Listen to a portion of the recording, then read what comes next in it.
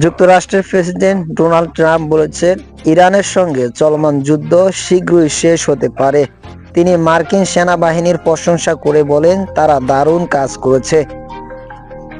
Oval অফিসে এক বৈঠকে ট্রাম্প জানান, তিনি ইসরায়েলের প্রধানমন্ত্রী বেনিয়ামিন নেতানিয়াহুকে ইরানের গ্যাস ফিল্ডে একই ধরনের হামলা আবার না করতে বলেছেন। তবে এই হামলার বিষয়ে আগে থেকেই তিনি জানাতেন বা অনুমোদন দিয়েছিলেন কিনা সেই বিষয়ে স্পষ্ট কিছু বলেননি। আগে তিনি দাবি করেছেন, এই হামলার বিষয়ে যুক্তরাষ্ট্র কিছুই জানে না।